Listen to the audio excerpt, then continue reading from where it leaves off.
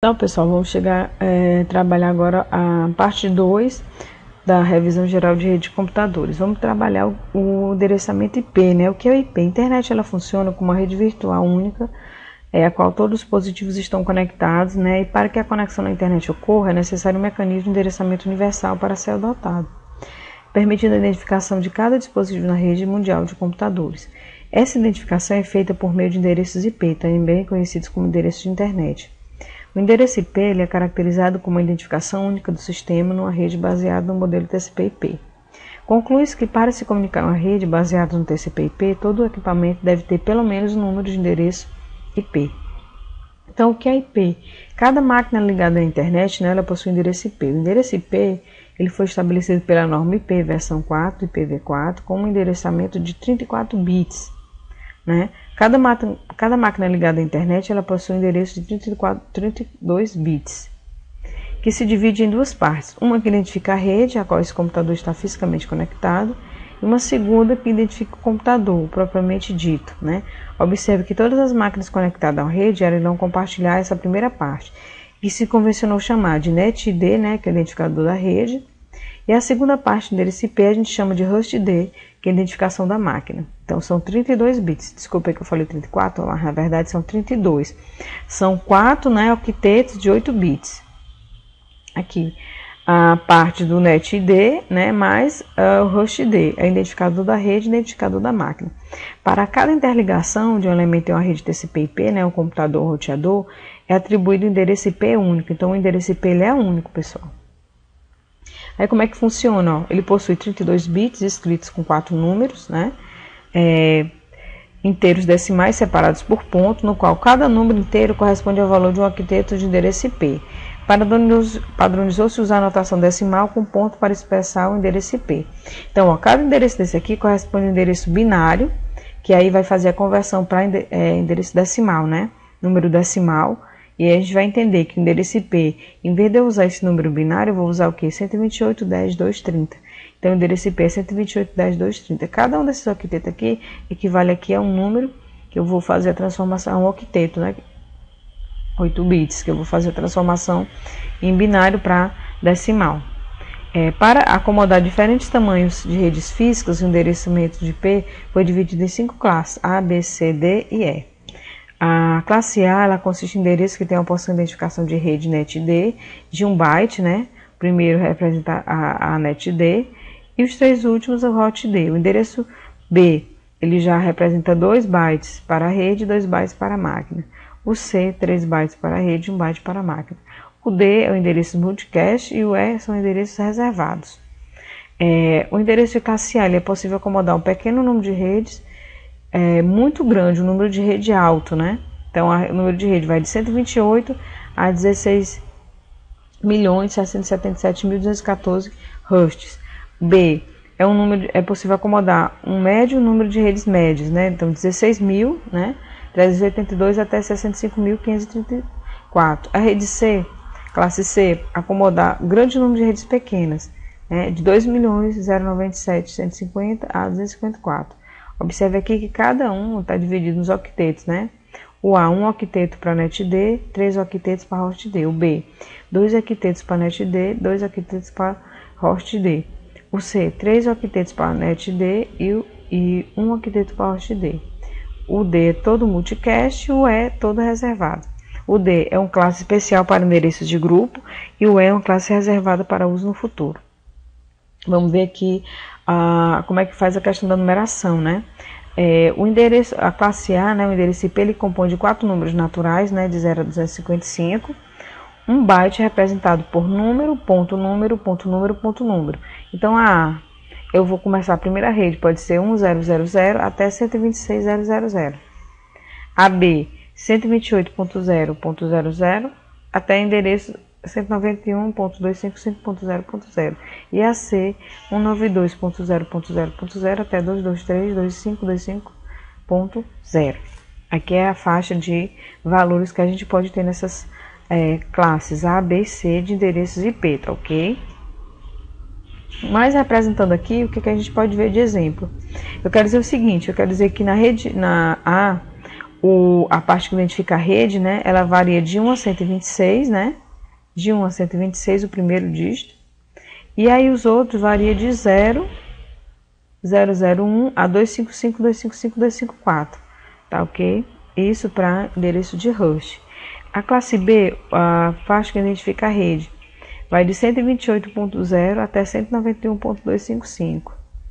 E aí a parte de host vai de 0.0.1 até 255.254, ó.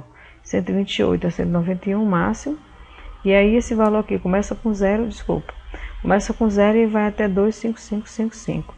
A classe C, eu tenho os três que identificam a rede, né? Então vai começar de 192, o menor, 0.0, até o maior, que é 233, 255, 255, 255.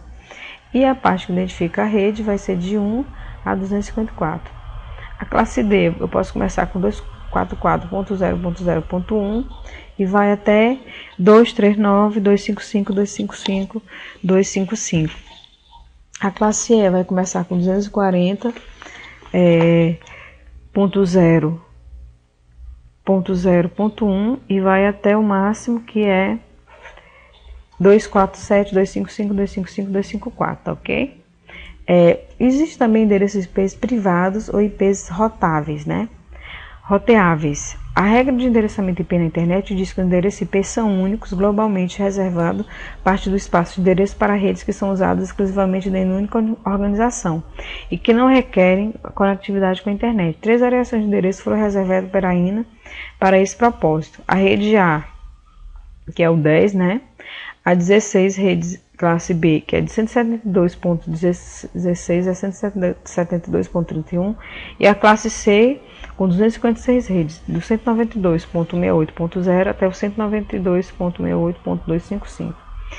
Existe também, esses são os IPs privados, né? Na classe A, uma rede é o 10.0.0.0. A classe B, 172.16.0.0, 172.31.0.0 e a classe C, 192.168.0.0 até 192.168.255.0. Então, esses endereços não podem ser usados para ligação direta na internet, é usado somente por redes privadas, tá ok? Depois é que o roteador vai fazer a tradução e vai transformar um endereço desse num endereço IP que pode ser usado na internet, mas isso aqui são endereços privativos, né? Não roteáveis, não usados na rede comum.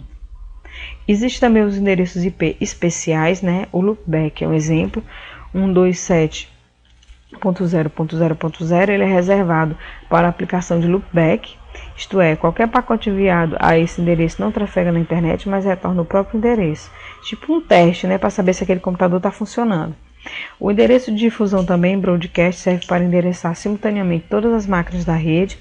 Vale em geral somente para máquinas de uma mesma rede local. Ele é formado colocando todos os bits da parte de endereçamento da máquina de endereço IP com valor 1. E os endereços privados, que a gente já até falou sobre ele, né? O 192.68.x.x, que é reservado a redes privadas, tá ok? Vamos falar agora de máscara IP, né? A subrede permite criar várias redes locais que existem dentro da rede única de classe A, B ou C. Todos os endereços IP eles requerem um endereço de subrede associado a participar em uma rede. Uma subrede é uma forma de definir os intervalos de endereço IP que cada dispositivo deve usar quando se conecta a uma rede, né?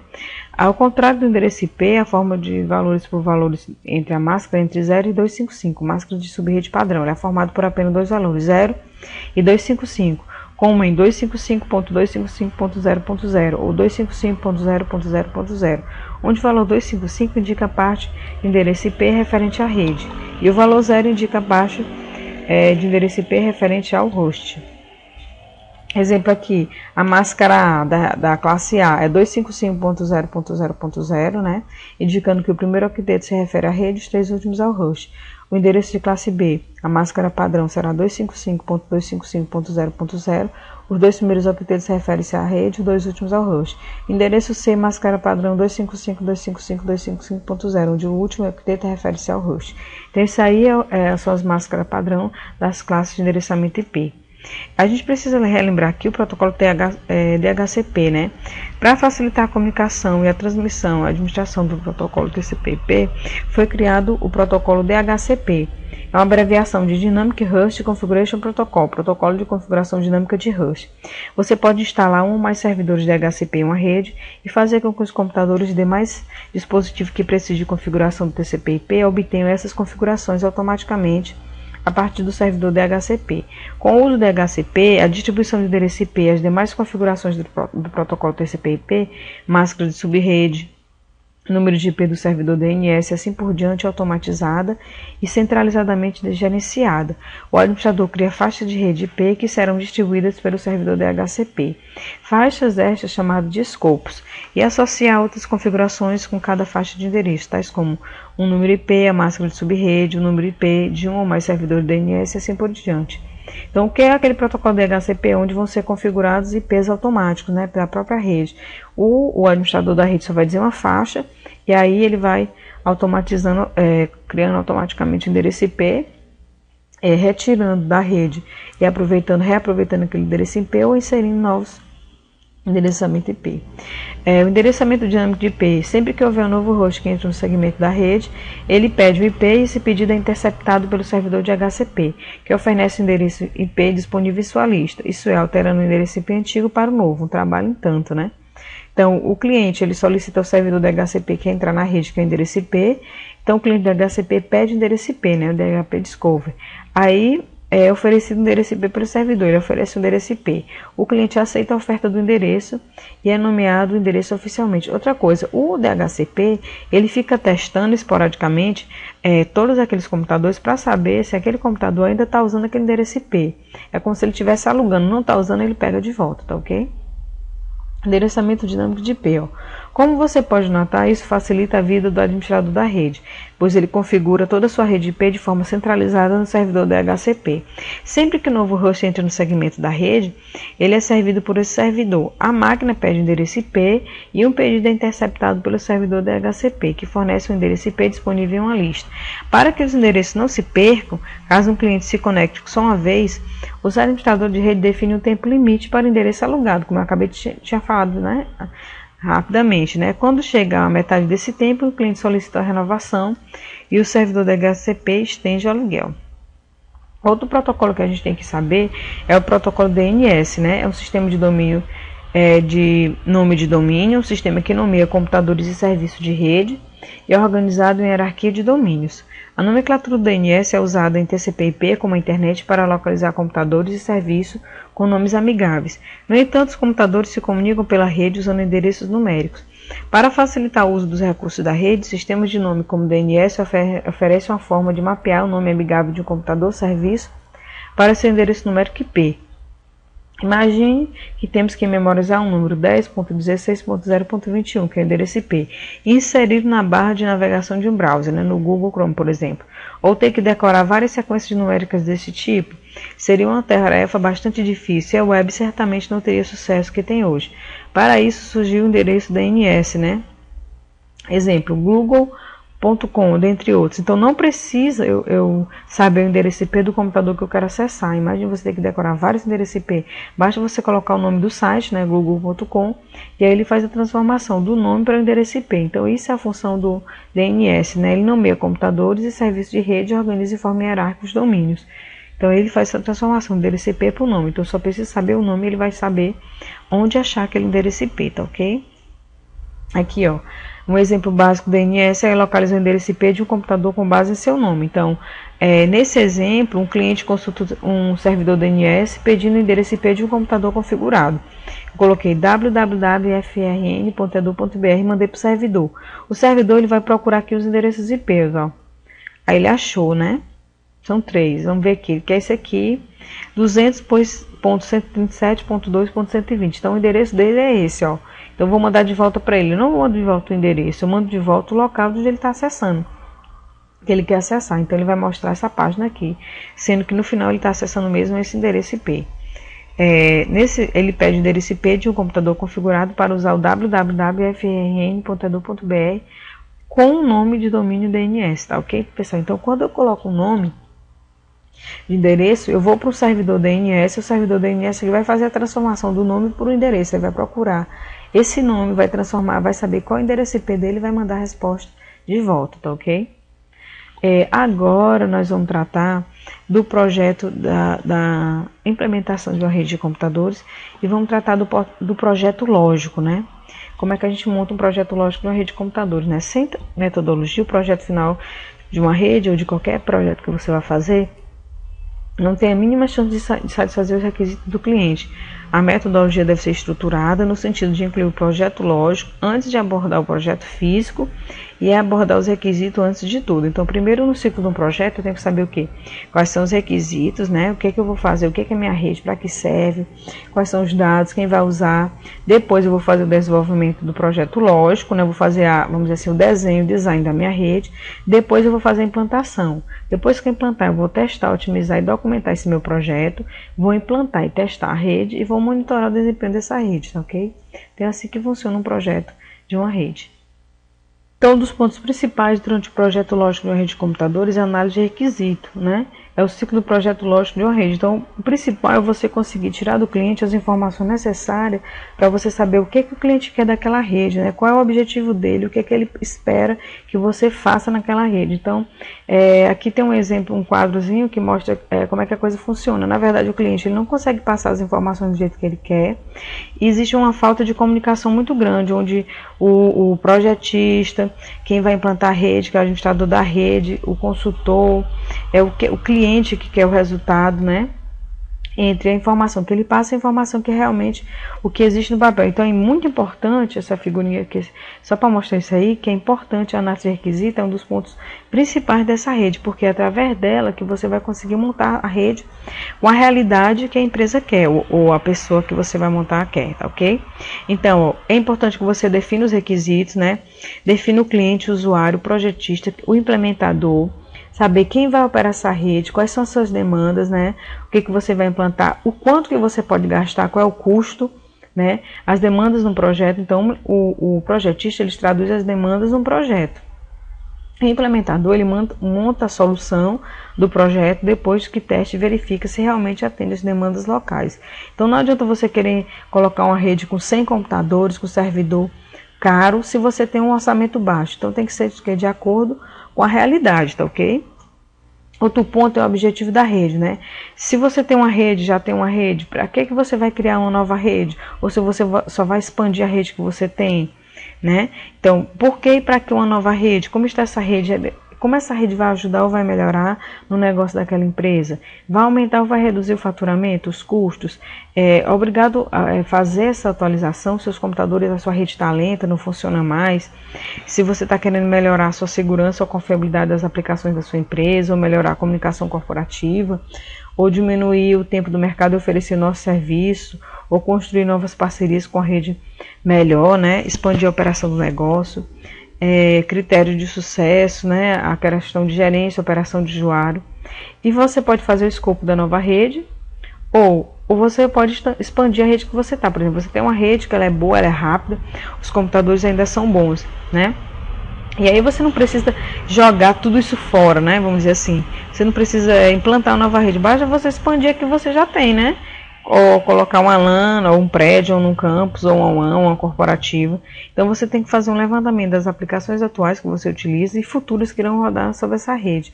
Analisar as aplicações de acordo com os seguintes aspectos: a vazão de informações, requisitos especiais de segurança, disponibilidade, né, qualidade do sistema e criticalidade. Então é importante no objetivo da rede você definir se vai se criar uma nova rede e para que vai fazer isso, né? Os custos disso, e se vai ter uma melhoria na empresa, ou se você só vai expandir a rede atual, se vale a pena realmente fazer isso aí, tá ok? Então, tudo isso é o objetivo da rede. Na relação aos requisitos, né, a partir do modelo de componentes do sistema genérico, podemos chegar a diferentes óticas. Você pode ter requisito de usuário, requisito da aplicação, requisito do host e requisito de rede, tá? É importante também a gente entender que o projeto lógico ele tem que ser feito antes da implementação física, né? Para poder aumentar a probabilidade de satisfazer as metas de facilidade de escalonamento, adaptabilidade e desempenho de um cliente. Por exemplo, por que eu faço projeto lógico do físico, professora? Por exemplo, é muito mais fácil você fazer um desenho de uma rede, definir os computadores, tudo num desenhozinho no papel, mostrar para o representante ou o gerente da empresa, o presidente da empresa e dizer, ó, a rede vai ficar dessa forma.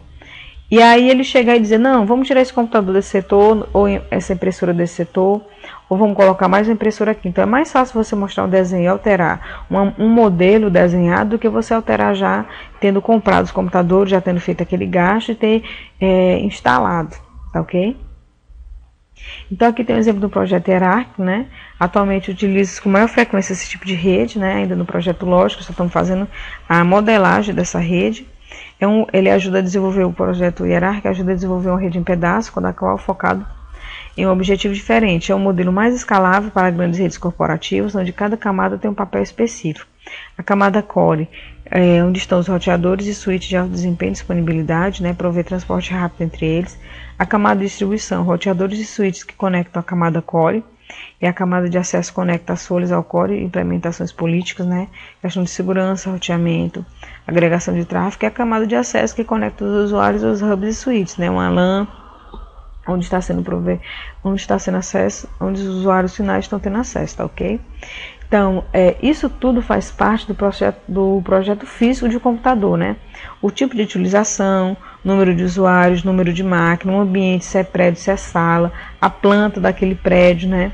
As tubulações, as distâncias, as conexões com ponto externo, internet, intranet, extranet, segurança de serviço, o sistema operacional, né? A instalação desse sistema operacional, tudo isso faz parte do projeto físico de uma rede de computadores, tá? E quais são essas condições físicas da rede? A questão física, pessoal, já muda um pouco em relação à questão lógica. Por quê? Porque na parte física a gente vai fazer o que? A implementação mesmo da rede. Onde a gente vai colocar com a mão na massa e botar a rede para funcionar. Mas, professor, o software ele não é lógico. Por que ele está sendo físico? Porque quando você pensa em software de sistema operacional de rede de computadores, você está pensando em instalar os softwares nos computadores. Então isso aí também é uma coisa que você pode definir e dizer, ó, vamos instalar. Então essa questão, essa ação de instalar o software é um projeto, faz parte do projeto físico, tá? A primeira parte são as condições físicas do ambiente, as condições elétricas, né? Se tem aterramento, qual a dimensão da carga, o circuito de segurança, a dimensão do ambiente refrigerado, se tem um ambiente refrigerado ou se tem problema com superaquecimento de equipamento. Então, tudo isso aí faz parte das condições físicas. A atribuição de endereço IP também faz parte do projeto físico, né? Você colocar endereço IP no computador. Você pode ter um plano de numeração, pode ter um roteamento IP usando somente endereço de rede, pode ter um endereçamento de rede para a camada core, né, quando a gente está falando no projeto de hierárquico, bloco de endereço de subrede. Também pode ter o que? Atribuição dinâmica de IP, né, que é o mais utilizado, que é usando o DHCP. E permite o crescimento ininterrupto sem problema. Então, essa atribuição de endereço vai permitir que você possa, a qualquer momento, estar ampliando sua rede e colocar novos endereços IP, tá ok? A operacionalização da rede. O que seria o projeto físico na questão da operacionalização da rede? É a instalação física de componentes como cabos, hubs, roteadores, servidores, instalação do sistema operacional da rede, que eu já falei para você. Você instalar o sistema operacional, essa ação faz parte do projeto físico, tá ok? Instalação das aplicações de rede, você está instalando antivírus, softwares, né, nessa rede. Política de administração da rede, quem pode usar, quem não pode usar, quem tem acesso, qual o tipo de acesso, até o que a pessoa pode fazer nessa rede, manutenção e suporte. Tem que ter uma equipe só para estar dando suporte e estar dando manutenção naqueles computadores que estão perdendo a usabilidade e estão dando problema mesmo a questão de hardware ou software, tá ok?